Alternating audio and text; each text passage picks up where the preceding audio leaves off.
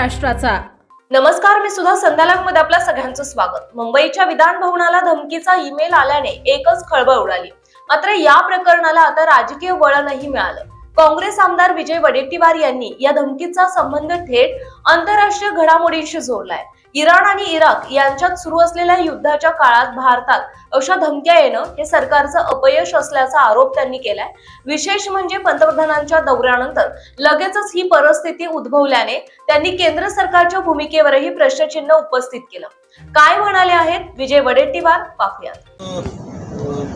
आलेले सगळे मेल आहेत आणि खरं म्हणजे गांभीर्यानं घेतलं पाहिजे। आता इराण युद्ध जे आखात घेतलेलं आहे आणि या युद्धाच्या पार्श्वभूमीवर भारताची भूमिका काही स्पष्ट होताना दिसत नाही। आमच्या देशाच्या शीर्षस्थ नेतृत्वाने आम्ही इस्रायलबरोबर आहोत अशा प्रकारची घोषणा केली आणि त्यामुळे नेमकी भूमिका भारताची इराणच्या संदर्भात काय आहे हे स्पष्ट होताना कुठेही दिसत नाही।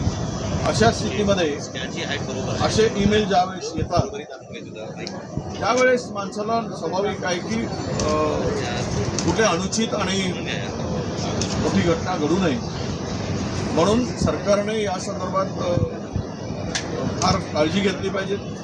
सरकारने दक्ष राहिलं पाहिजे आणि या पलीकडे जाऊन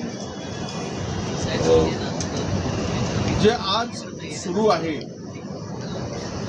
त्यावर 4 ठिकाणं जे काही टार्गेट करायचं ठरवलं आहे तर मला वाटतं या ईमेल आल्यानंतर आमचं इंटेलिजन्स खूप स्ट्रॉंग आहे आणि ते काही आजकाल आम्ही कागदावर स्ट्रॉंग आहे, आता इंटेलिजन्स भारताचं फार मजबूत होतं।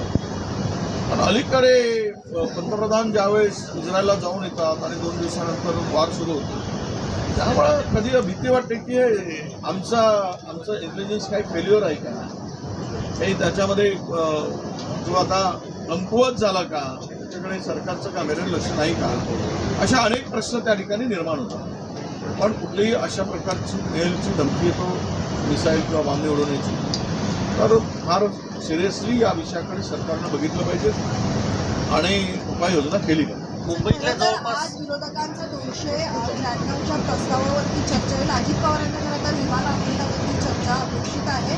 काय वाटतं कुठेतरी हा मुद्दा डायव्हर्ट करण्यासाठी असं कोणी केलं असेल?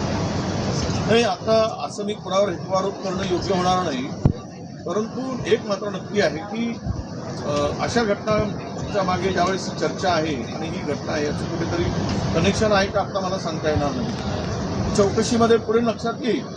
आज ती चर्चा मला वाटतं होईल की नाही असं मला वाटतं आहे, कारण अनेक प्रस्तावाचे पुन्हा उत्तर आहेत। आज आमचा नवीन प्रस्ताव जातो आहे, हे प्रस्तावावर चर्चाच होत नाही। आम्ही सध्या बाकी इतर कामकाजावरच पाऊस चाललेला आहे। जेएनपीटी बंदरामध्ये हजारो कंटेनर करून आहेत। शेतकऱ्यांचं मोठ्या प्रमाणात नुकसान होताना पाहायला मिळतंय। कुठे काळजी आहे शेतकऱ्यांना? शेतकऱ्याची काळजी सरकारला कुठे? शेतकऱ्याला काही द्यावं अशी दिसते काय भूमिका?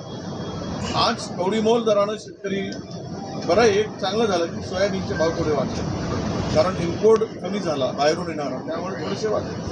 परंतु शेतकऱ्यांचे इतर पिकांचं जे काही एक्सपोर्ट होतं त्याचे कंटेनर करून आहे, त्याचं कंबरडं मोडलं आहे। आता शेतकरी फार संकटात सापडला आहे, त्याला भरीव मदतीची घोषणा आहे सगळं करून सरकारने या अधिवेशनात केली पाहिजे। नाहीतर आता काही दिवसानं ते सगळं माल खराब होईल, व्यापारी अडचणीत येतील, शेतकरी अडचणीत येईल। आता शेतातला माल उचलला जात नाही आहे, माल पडू नये शेतामध्ये पिकलेला, म्हणजे तो काय विकण्यासाठी गिराईक नाही, व्यापारी नाही। हा एक गंभीर प्रश्न आता निर्माण झालेला आहे या युद्धाच्या पुढे पार्श्वभूमीवर।